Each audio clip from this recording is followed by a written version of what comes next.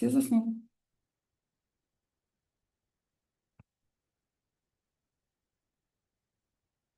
Milan, did you start your recording?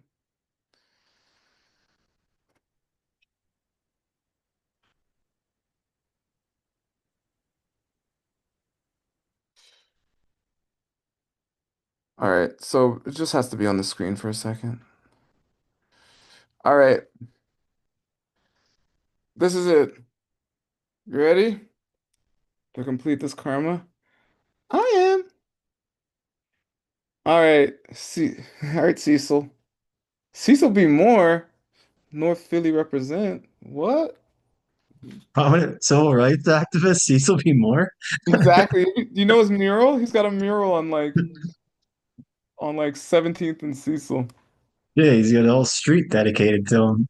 He does. I used to live on that street. Really I did. 13th and Cecil. interesting. Okay, read this. When we refer to the first turning of the wheel as something which is either figurative or literal, are we speaking about any teaching that Lord Buddha gave during the initial period of his teaching career? Give an example to explain why or why not.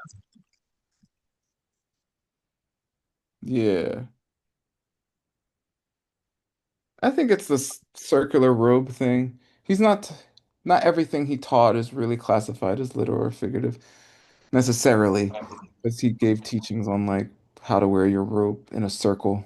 Dumpo, dumpo, circular, something like that. Yeah. Read this, Mike. We are not talking about any teaching that Lord Buddha gave during the initial period of his teaching career, because there are teachings that he gave during this time that we do not have to examine as to their true meaning. An example would be his advice to the group of five at Varanasi, urging them to be sure to wear your lower robes in a neat circle. Yeah, it's just an example. Thank you, Mike. Nga de la sham thap dumpor gowor chao she like when he said to the nade nade the group of five la two um gowar cha, you should wear your shamtap, your lower robe, uh, dumpor, circularly. All right, it's just an example. All right, number two. How Trin, please read. Yes, Tsongkhapa takes pains to disprove the idea of some Tibetan thinkers that all three turnings of the wheel were meant literally.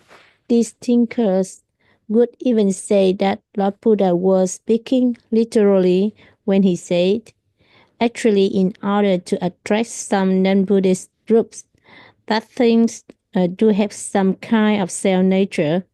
What object do they say that Lord Buddha were referring to, and how is this object sometimes misinterpreted? Probably Buddha nature. There's like different thinkings on Buddha nature, which Jason Kappa does not go for. Yeah, Buddha nature. Read this. How?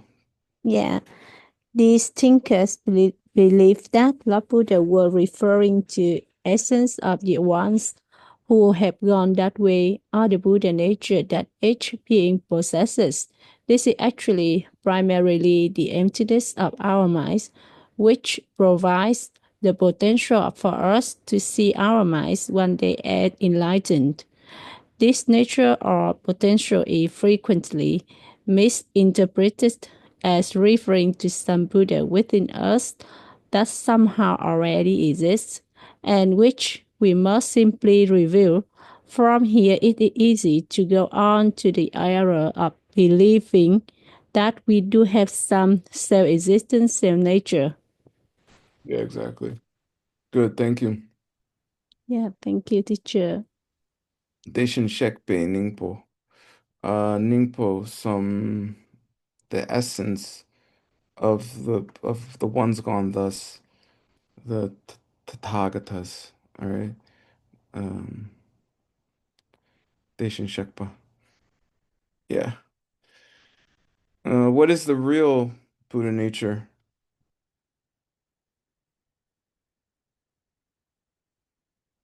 The emptiness of all. Emptiness. Yeah, emptiness. If the answer isn't seeds, it's emptiness. Okay. All right. Number three. What, according to the Middle Way School, is the ultimate, also called ultimate truth or ultimate reality?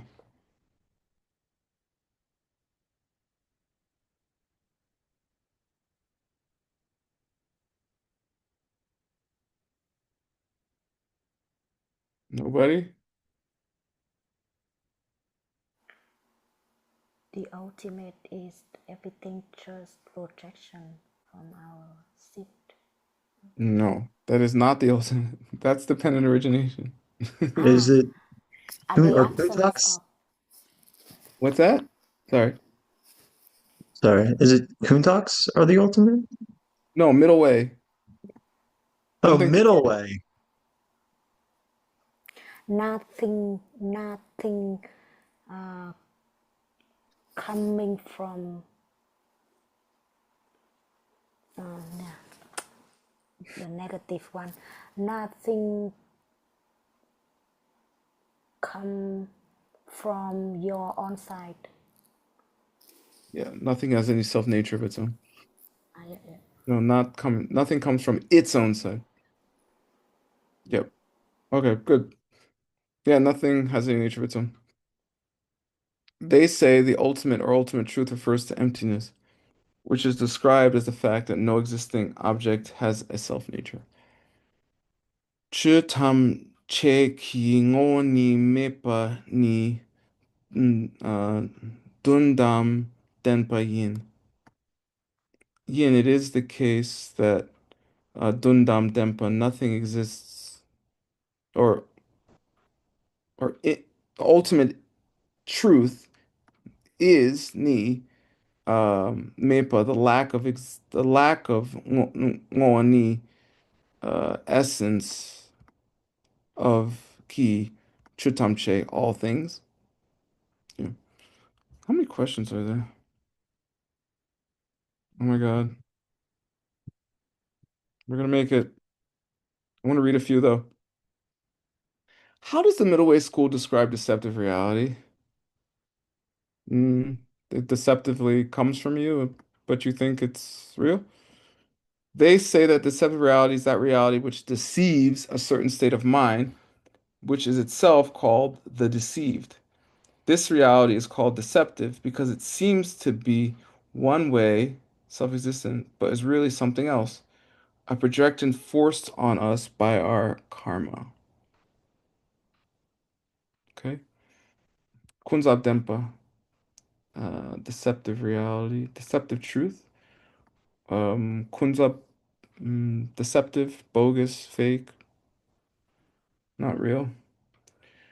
Now, how does the mind-only school draw the difference between ultimate reality and deceptive reality? I don't know. Ultimate reality is the lack of a kuntak in something, a lack of a construct, and deceptive reality would be believing that constructs are real, something like that. They say that anything which exists by definition, meaning dependent things in totality, is an example of ultimate reality. They say that anything that doesn't exist by definition, meaning constructs, is an example of deceptive reality. Yeah, I didn't include dependent things. I sometimes forget they think that's ultimate too. Okay. Um, what does the mind-only school mean when they say that the valid perception, which is the subject that perceives a physical object, and the physical object which perceives it are of the same substance? Geshe does this thing, okay? Do you know what that means?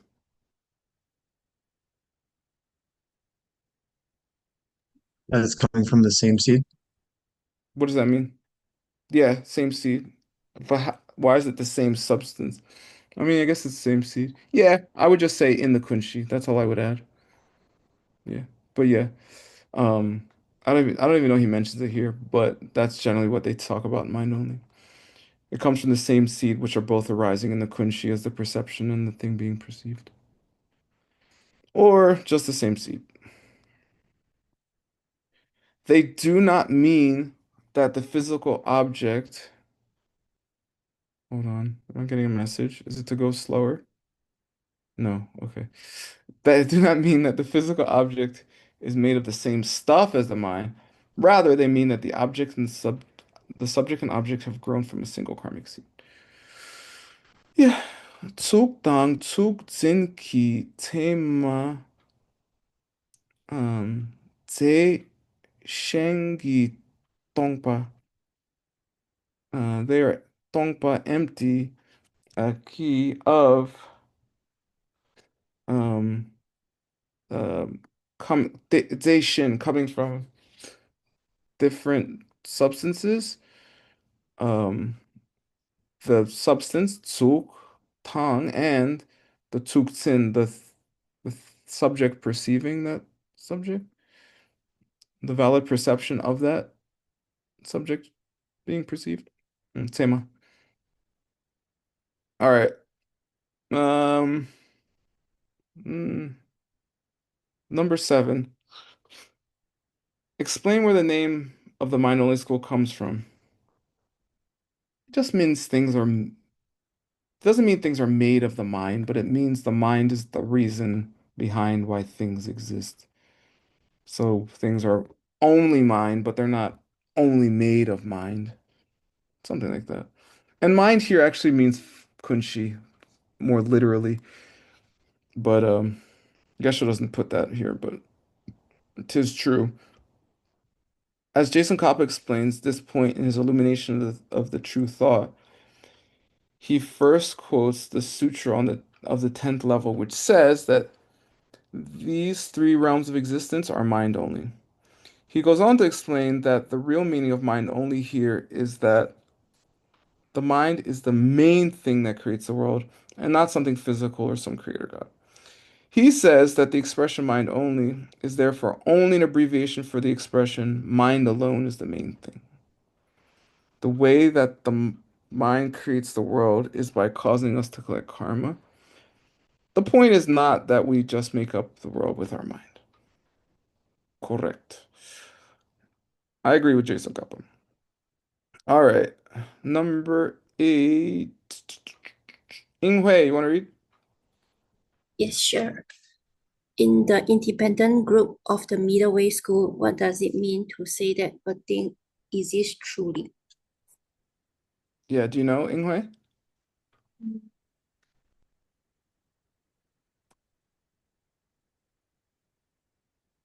No?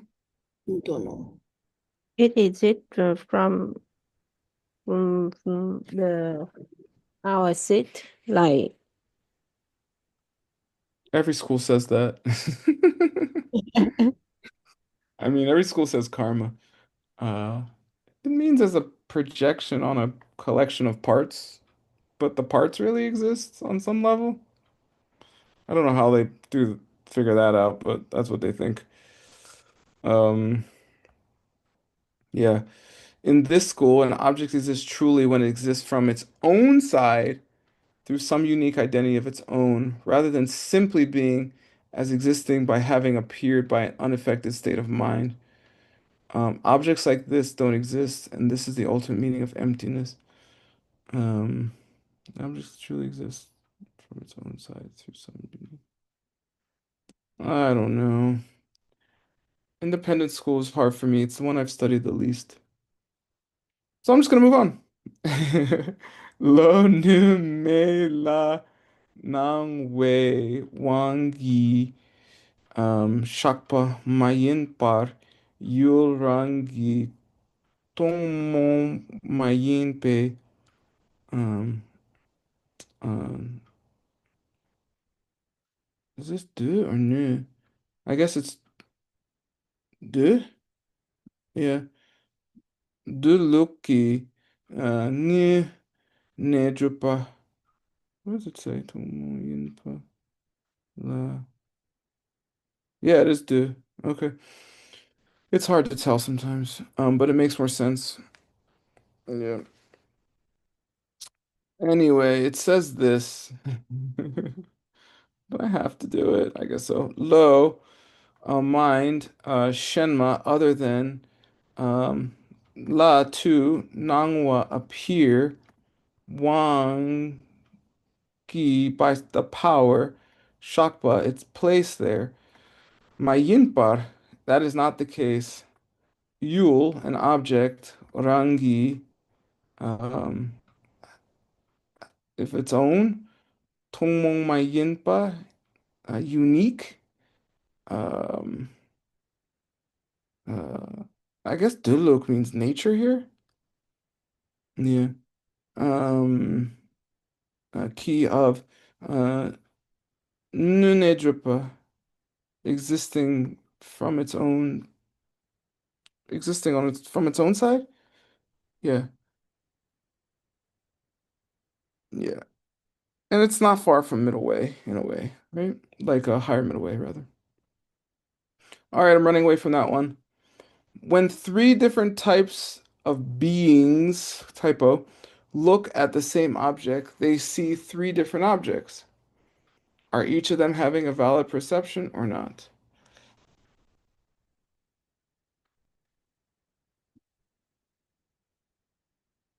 Jessica says yes. Yes. Hal says yes. Mike went like this. Is this the water, nectar, pus, and blood thing? Yeah, three beings walk into a bar. Better abbreviation. It's called Chunbap in Tibetan, which means waterfall. So I don't know why they call it waterfall, but it's about the water cup. Yeah, they're all having a perception on of three different things on the same basis. Yeah, they all have a valid perception given their karmic circumstance. True. I'm almost done. The mind-only school has asserted that there are things that can exist from their own side through some unique identity of their own.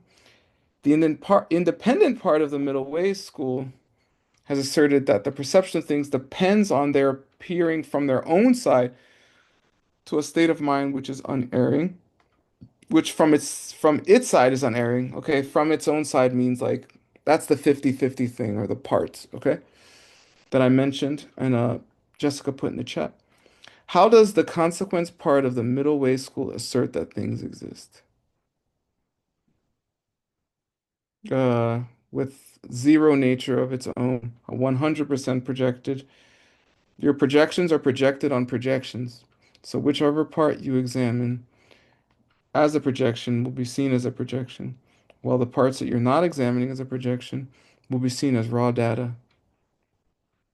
And if you don't examine any of it, nothing will seem like a projection until you get rid of the intellectual and innate um, views of self-existence in your mind stream.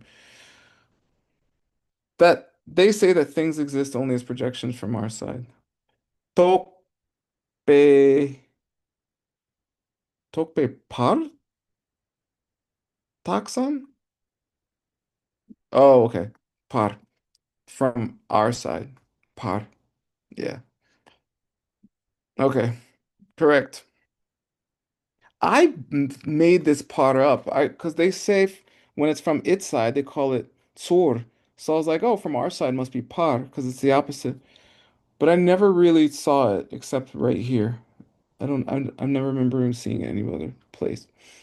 It's the same par and paro to chinpa, like the other shore, meaning the other side. Does that make sense? I always thought the par should be the thing and we should be the sword, but I don't know. Number 11. What does Jason Kappa say his own position in this regard is? Middle way, highest middle way, whatever Lord Buddha said. in the highest middle way. Whatever Arya Nagarjuna agrees with, like that. Look, at the end of his text on the art of interpretation, he openly declares that he follows the teaching of the consequence group of the middle way school. Who on earth who understood these things would fail to take the system of the realized being Nagarjuna as their own? Yeah, I don't know. There's a lot of people on earth, I guess. Le drup luk sang tor war mitzin su. So who would mitzin would fail to take up um Ludrup Luk, Arnagarjana's system. Um, This song literally means pure. Uh, or who would mainly think of it as the pure thing, maybe literally, because it doesn't say their own literally. It just says pure, pure, mainly pure. It might be an idiom, I don't know. Okay. This is the whole end of the whole ACI courses, okay? This is the whole point. When we say that things are only projections, does that mean we can make anything we want it to be?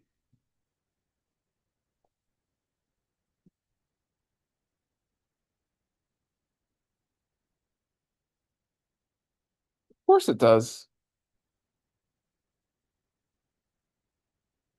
Yeah, we can make anything we want it to be. We just can't do it by going, okay? If you plant the seed, we can make anything we want it to be, right? But that doesn't mean we can just, I want to be happy. That doesn't work. Mike tried it and all his hair fell out. Me too. All right. So, no in one sense, yes in the other, okay? No, it does not, because we only have projections as they are forced upon us by our karma. So if we do the thing, then yeah, we'll get it. 13. Does the fact that things are only projections mean that leading an ethical way of life is unimportant? I just answered that. Yes or no? Write it in the chat right now, everybody. Is everyone? Come on, participate. Come on, participate. Yes or no? I only see 9. Come on, translators too. No, just 9? All right, fine. We have 9 no's and 1 no. And another no, no. Correct. No. It becomes more important because our projections are forced on us by our past deeds, good or bad. Someone who really understands emptiness immediately understands that it's absolutely essential to lead an ethical life. Correct. Why does the consequence presentation of the meaning of emptiness have especially important implications for our own search for enlightenment? Mike answered this in course 15. You want to answer it again, Mike? Sure. Because it means that like we are the only ones that are responsible for our own enlightenment, and that we can do it by planting the seeds. Because if we set up the causes for enlightenment, then it'll naturally happen. Yeah, it means we can create a Buddha paradise because we can completely change our whole world, thus changing anything into anything, but by being ethical. Yeah. Given that things are creations of our projections forced on us by our past karma, then we can, by leading an extraordinary virtuous way of life, actually put an end to the projections of aging and death become a tantric angel, and enter a tantric paradise in this very life. Maybe if you spend your whole life studying this stuff and teaching it and meditating on it and practicing really hard, tantric deities will start coming up to you and teaching you how to get enlightened. Maybe. Only one way to find out. The Heart Sutra says that the real goal of Buddhism is to stop the process of aging and death through stopping our ignorance. Is this a literal or figurative statement? If it is literal, then why have we not seen any person who stopped the process of aging and death? Okay, it's the last question. And it's the question I asked in church when I was about 9. And I was like, if the Bible keeps talking about miracle and miracle and miracle, how come I've never seen any of these miracles? What happened to all the miracles? Does only Moses and, Shadrach, Meshach, and Abednego get to see miracles? How come I don't? And the only person who answered me well was Holy Geshe Michael. Okay? So the reason is if you're a knucklehead, that's all you see around you is knuckleheads. If you're close to enlightenment, homeless people will start looking like angels.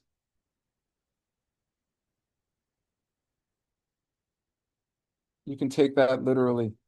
It is literal. We have not seen these people because we are like the human who sees the cup of liquid as water. We do not have sufficient good karma to see someone else achieving this goal. All right. Maybe if you taught ACI for 7 months straight, you would start seeing some interesting things. Here's quiz 10 for the recording. All right. I didn't put up quiz 10 from course 1. I'm sorry. That's the only one I didn't put up. That ends our time. Thank you so much, translators. All of them. There were many. Thank you so much, Daria, for your incredible dedication and hard work. Thank you so much, Milen, for the same. And others as well. Happy birthday, Milen. I know I missed it. I hope it was fun. And I'm going to take a nap. Bye. Thank you so much. You're welcome. Thank you so much, teacher. Thank you, I will- teacher. Did it. You're welcome. Thank you so Come to much, translation class teacher tomorrow. I'm class. going to be tortured all day. Mm. Bye. Bye. Rejoice. Yeah, thank you so much. Rejoice in my nap. Bye. Thank you, everybody. I love you. Bye.